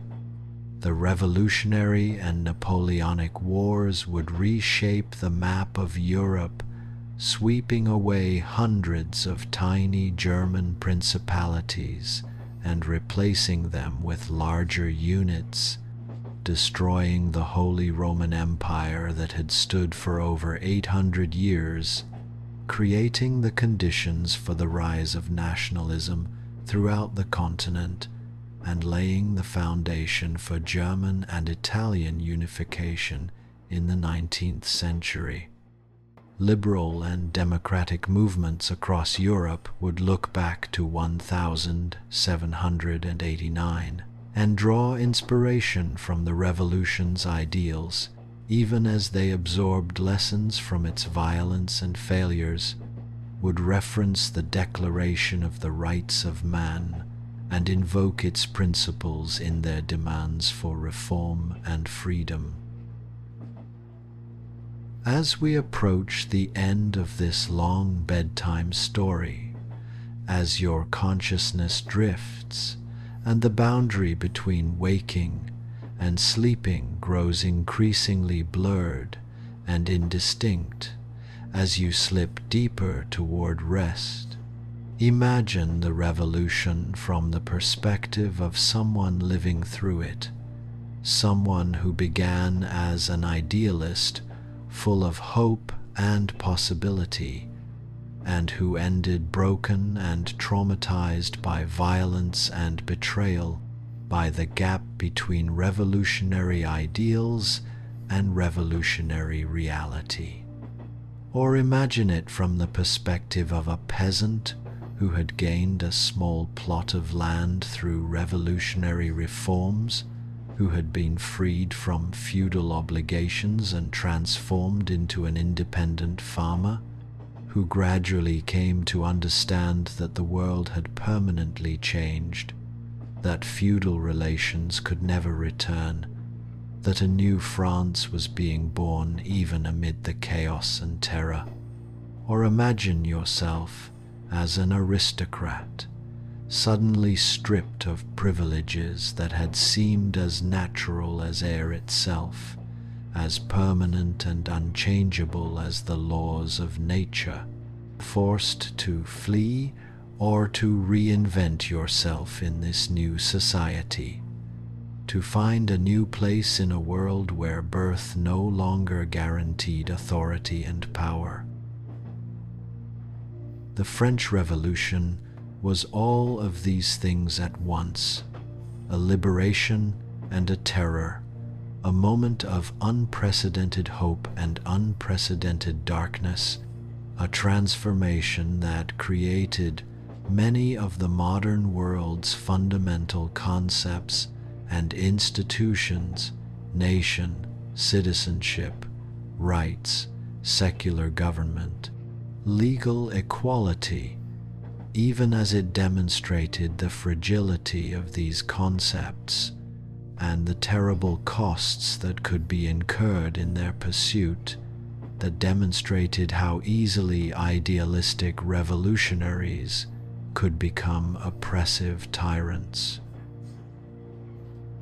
In the decades that followed, Europe would gradually absorb the lessons of the French Revolution, would learn from both its triumphs and its failures, would attempt to incorporate its principles while avoiding its violence and extremism. Feudalism was abolished across Europe, sometimes through revolution, as the French Revolution inspired uprisings elsewhere, sometimes through gradual reform, as monarchs sought to prevent revolution by introducing change from above.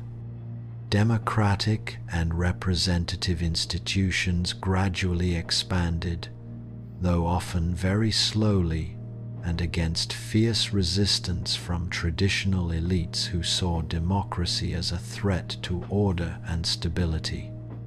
The idea that government derived its power from the people became increasingly difficult to argue against, even for those who feared democratic rule, even for those who worried about the masses' capacity for political judgment.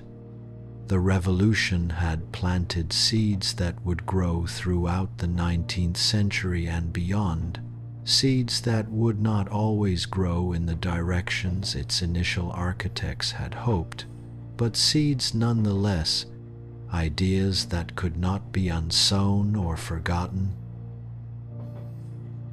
And now, as this story draws to a close, as you sink deeper and deeper into the realm of sleep, as you allow your consciousness to relax and your body to become heavy and comfortable, it is time to let go of these grand historical narratives and allow yourself to rest in peace.